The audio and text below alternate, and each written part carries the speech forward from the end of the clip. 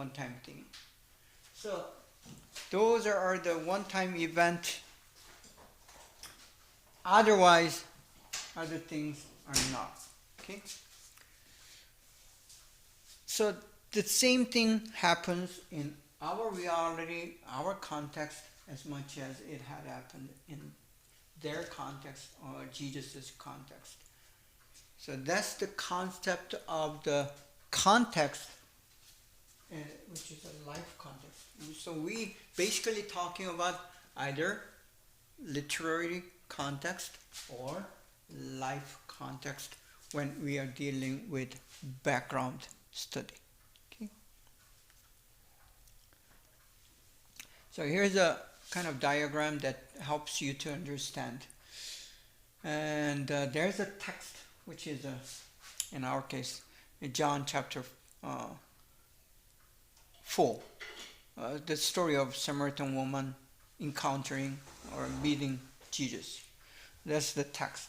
And as you try to understand that, study that text, you need to understand the context that goes with it, which includes all these things. And then that involves also the reader.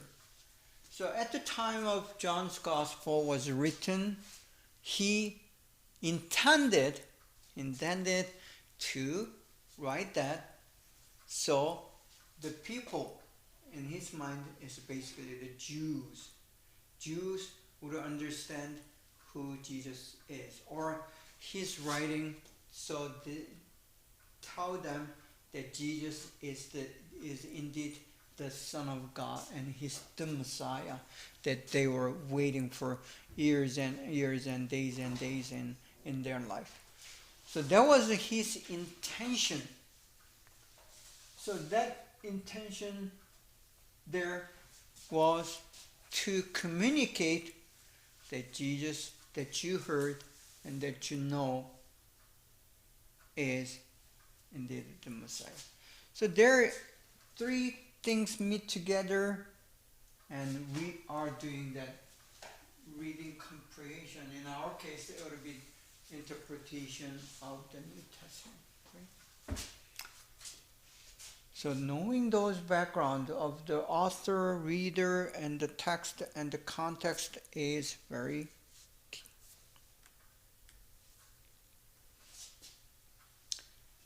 Yeah, I did explain some of it. So the second subject, the context as reality or life context, is this. Definition I did. Context includes cultural and okay.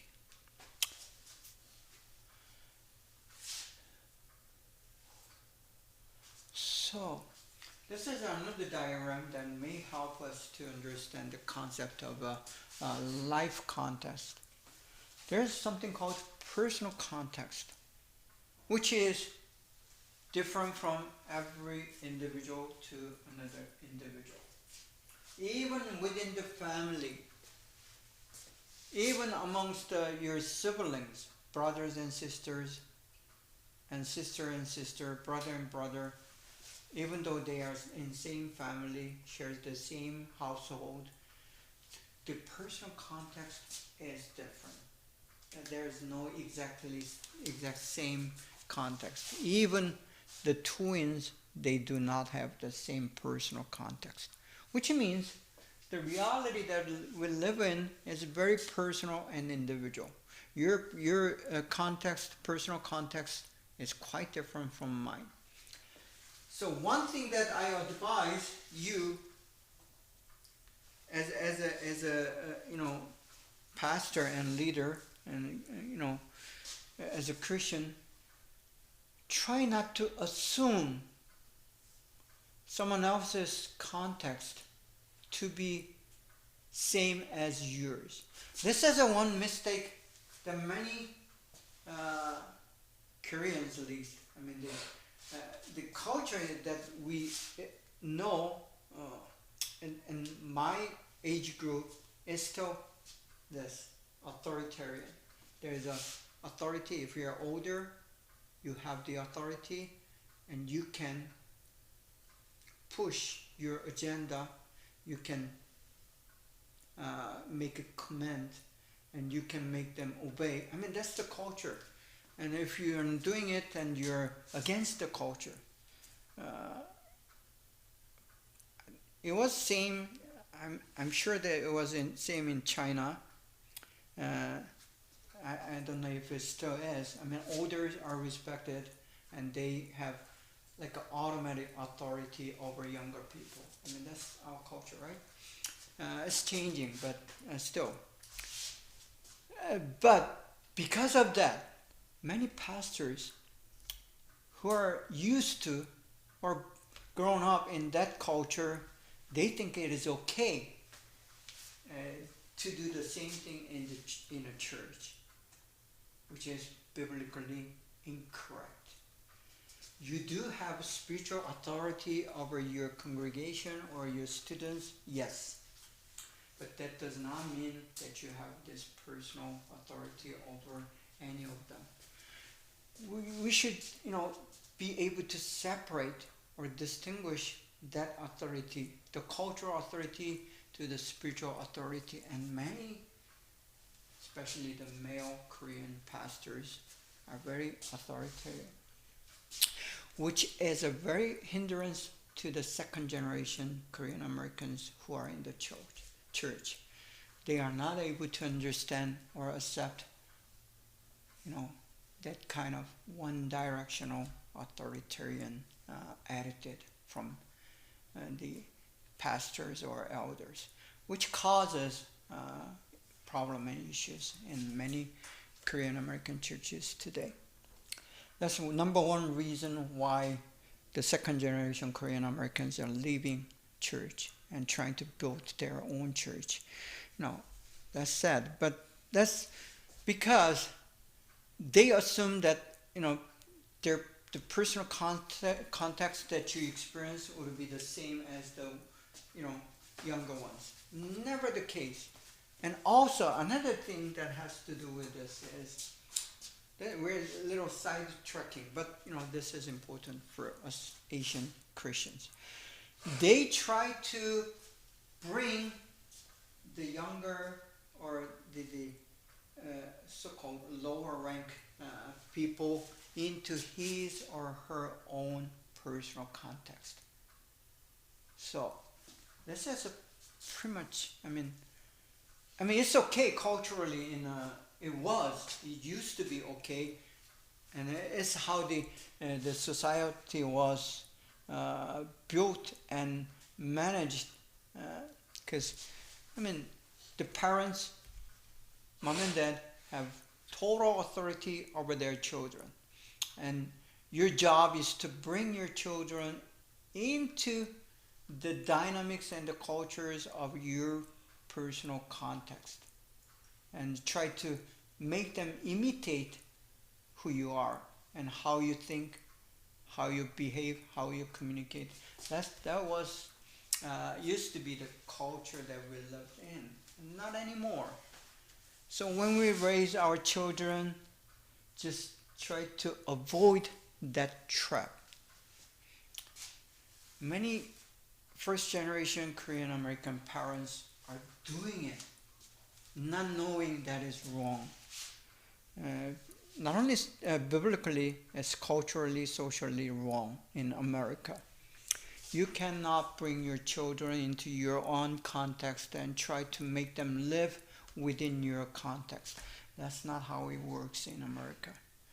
And that's one thing that they don't realize. I try to teach them and tell them that's not the way in America, because they never experienced the American education or American worldview or that way of thinking. They don't understand. So that's one of the things that next generation Asian Christians are going to, they are facing that, and we need to kind of renew and recreate biblical culture within our culture. So that's your job as a Christian leaders in your church. The physical context is, the nature and the house and the jobs and these things. Social-cultural, it's how people deal with the marriage or the workplace and the language and so on. So the cultural context we do not, even though we share some part of it, still there is a difference. I mean, compared to our Asian culture to the Western culture, which has a more gap, we do share more, but there is still differences. And the reason that we have difference in the social cultural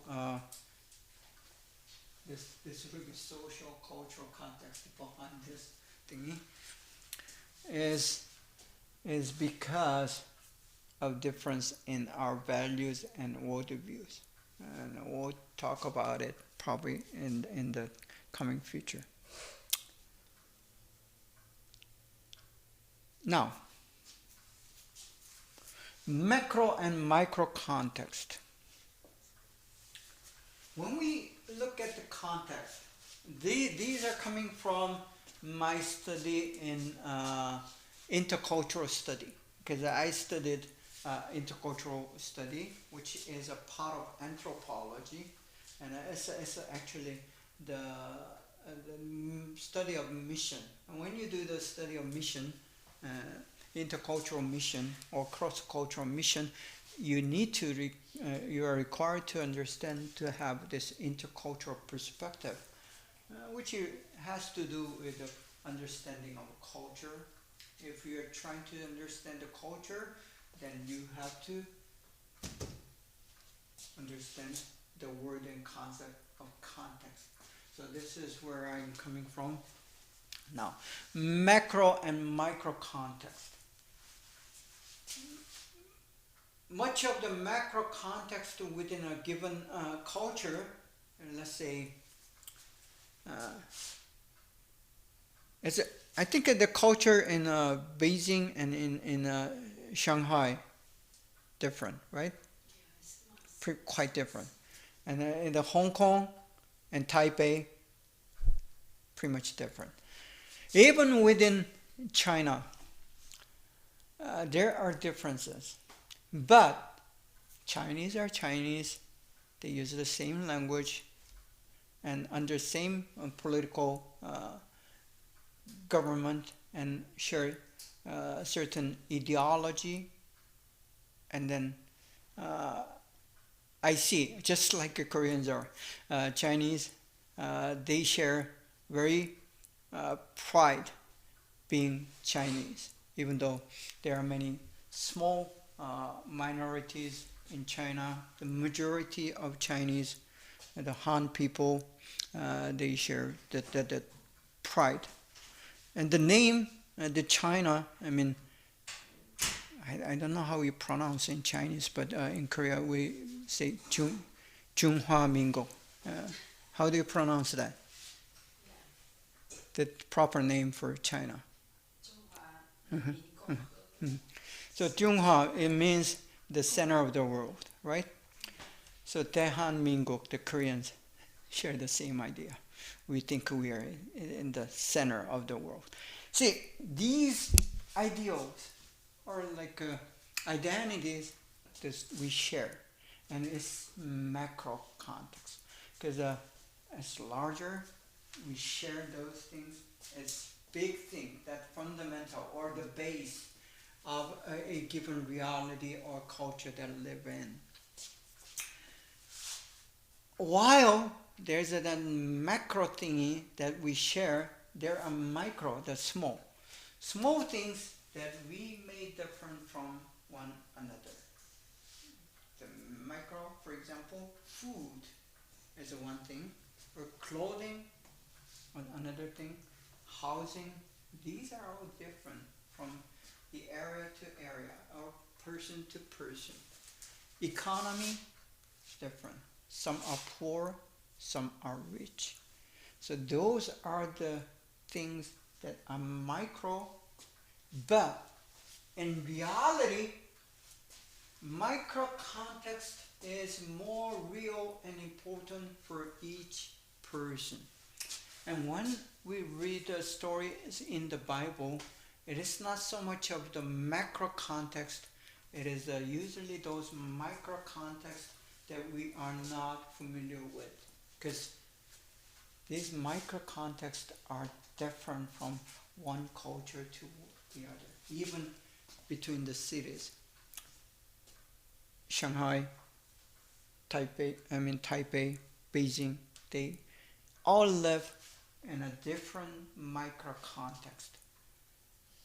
So for us, as we study the text in the Bible, it is important for us to understand those micro contexts that are described or named in the stories. Then, time distance, I already explained. Cultural distance, that's been explained there. So this is one of the diagrams that you may find easily on the internet. You just Google the context, and then there are many of similar things like this. So there's like a text. In reality, the life context, the text is you or me. Each person becomes the text. So we are surrounded by context while you are being the text. So this is one of the models that you can find on internet, and you just click on the images and there are those. So I'm just showing you an example.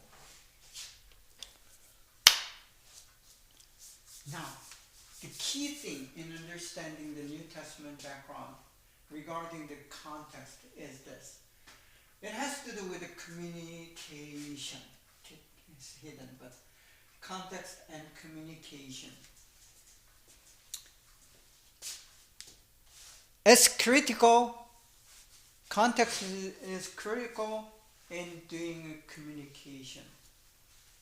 For even today, even though I am teaching in English, it would be better for me to teach in Korean, because that's the language that I learned from when I was a baby, and then until the high school, the second year of high school, I was using and learning in Korean. So that's my primary language, or so-called mother tongue.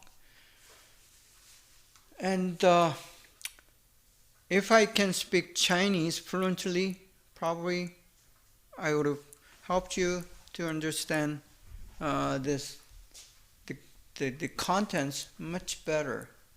So the reason I'm saying is the language is the fundamental tool for communication. And like I said, the language they use and language that we use or you use is different. Which means communication is hindered. The word here is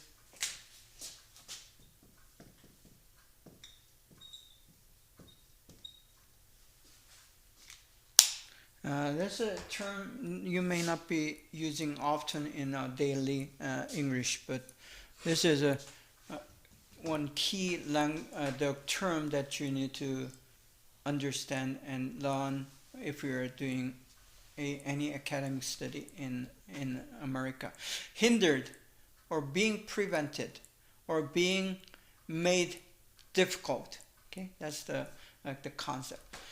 So the communication is hindered, which means the message may be limited or misunderstood depending on the level of barriers And that's something that we try to overcome as much as possible as we study the New Testament text, whether it's in English or whether it's in your own language. Still there is that barrier, hindrance in communication, because the thing that we do, what we call Bible study, is basically it is a kind of communication. God is trying to communicate with you and me personally or interpersonally through the written message in the Bible. It could be the stories, it could be history of Israel people, it could be the revelation, the prophetic documentation in the Old Testament, it could be the letters that Paul had written to these various churches. Whatever these materials are that we are studying or trying to study, the basic thing is God is trying to communicate with you, not other people, but me. So any Bible study is a communication. So try to understand Bible study as just not as a table classroom study, but it is a communication. Or depending on who you are, it will be the communication, not just a communication. It's when we use the word, the term the, it means important, right? The communication. So trying to do a communication, the context does matter in this communication. And here we are trying to communicate to God, who is the author of the New Testament, the Gospel, writing, remaining leaving the story of Jesus and Samaritan woman for us to read. Is God is trying to communicate through this particular story that is there in the New Testament. So that's why we are trying to relate the context and the communication. So we need to have a basic knowledge in the communication. I mean, if you have done any university, college level of study before, I'm sure that you have learned this basic communication model, and here it is. Let me just briefly try to define and explain each element that are key to understanding the communication dynamic or the communication model. So if you go to any books dealing with the basic communication, these are the terms that you will find. And if you Google and say communication model, and then it shows all different models, but these are appearing time and time, the common elements. Source. In our case, when we do Bible study, the source is the source, not just a source, it's the with the T-H-E, big T-H-E. The source is God the Father. God the Father. He's the one who is the source. He's the one who originates that message. So even though John is writing about the story of Jesus and woman's encounter, who is making and working to write these story is God the Father. As much as God the Father is the one who sent Jesus as the Messiah, as the one who died on the cross. So he is the reason He is the source of everything for us Christians. Therefore, it is definite that the source is God.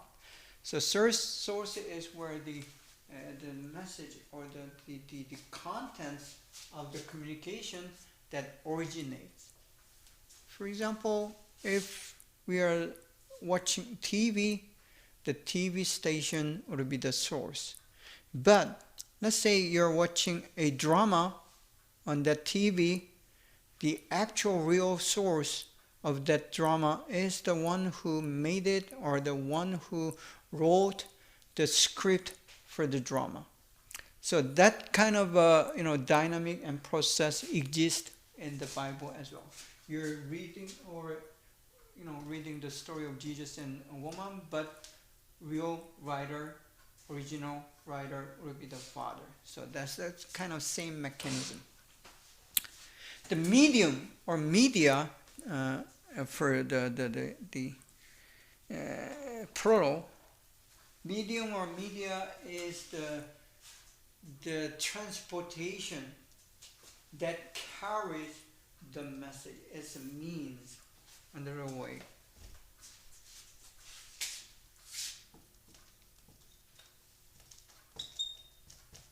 Yeah, means with the S. Means as a tool. It's like when you're coming to school today, you drove your car.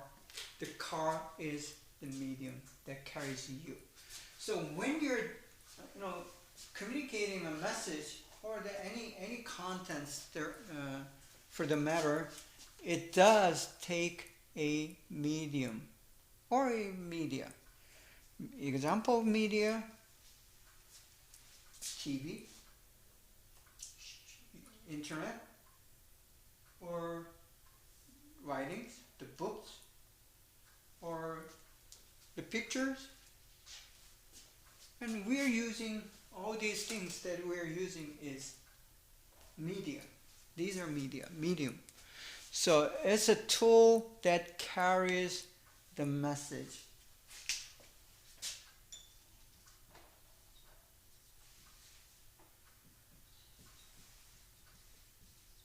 Here's a message, here's a cart and the wheels, and there is something that kind of contains or takes the message and carries it.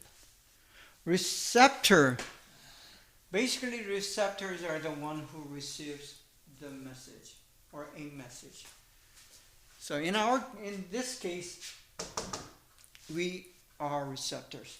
But there is original receptors at the time of Jesus. I mean, the time that John's Gospel was written, are the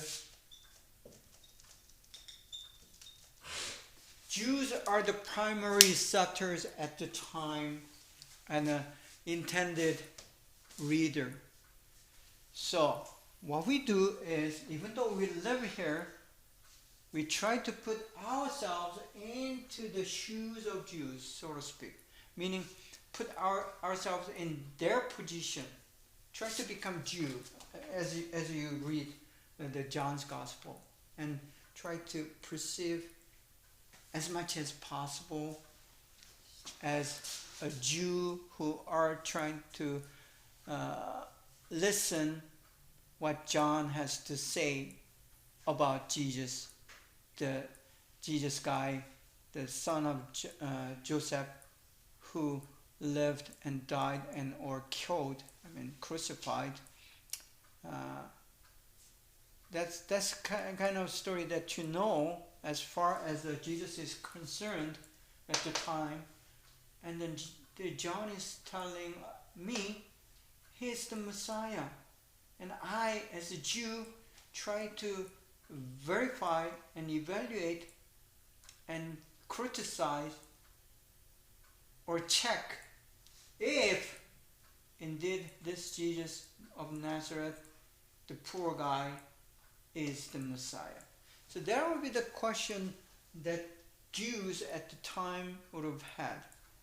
So we put ourselves in Jews' position and ask the same question, trying to doubt as much as possible, trying to deny as much as possible. And does he, John, is he convincing me or persuading me or making me agree to what he has to say? That would be our best position as we study and read the Gospel of John. Because John has an intention to say, yes, he is the Messiah. Don't doubt it. I'm sure. Because I have seen him, I have touched him, and I've been with him. That's John's position. And you're trying to be that receptor, receiving the story, hearing the story, and responding to that story. So any communication, when there is a source and medium and you become a receptor, it does require a response, which is in the form of feedback here. So another word for feedback for us, common word would be your response. What do you think? What do you learn? Do you think it's true or not? So these are some of the responses that we show when we hear the message or the communication. Noise. For us, the major noise for us is these gaps existing. So noise comes in between here. Say, try to communicate with your friends in a concert place. There's a loud music, the concert, rock music going on, and you're in that theater, and you're sitting together. Even though you're sitting closely enough, the loud music will try to prevent you from hearing the words and trying to understand what he or she has to tell you. So that's the concept of noise. In any communication, there are many noises or hindrance that comes with the message. It doesn't matter how clear the message is, how close you are to the message, or how intimate you are with the message. This happens since you guys are married, I'm married, we know. When you're trying to speak to your husband, or your husband is trying to tell you something, you never understand 100%. You will never be able to reach that 100%, even if you get older, and even if your marriage lasts until your death for like 50 years. Even 50 years after, your communication would not be 100% clear. So, when I do the marriage counsel, I tell them, never expect to have 100% clear communication. Never. But we'll continue to expect better. Anyway, so it doesn't matter how you're intimate, husband and wife, still there is a noise. There are not just the one noise, there are many noises that hinders your communication. So let's stop here and take a attendance roll.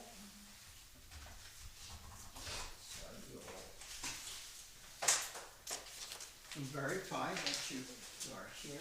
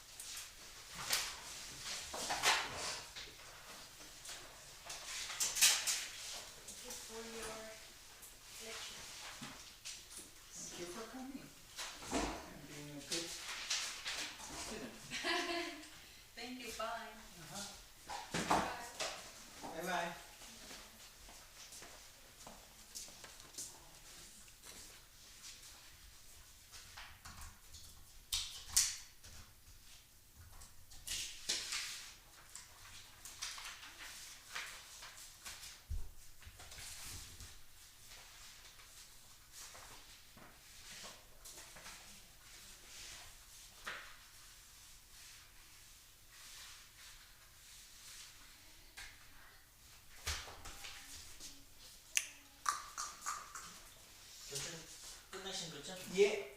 제가 깜빡하고 폴스 템플을 너무 말하네. 제가 다음부터는 시작할 때 알려드릴게요. 예. 리마인드 해드려야지. 아까도 리마인드 해드릴까 그러고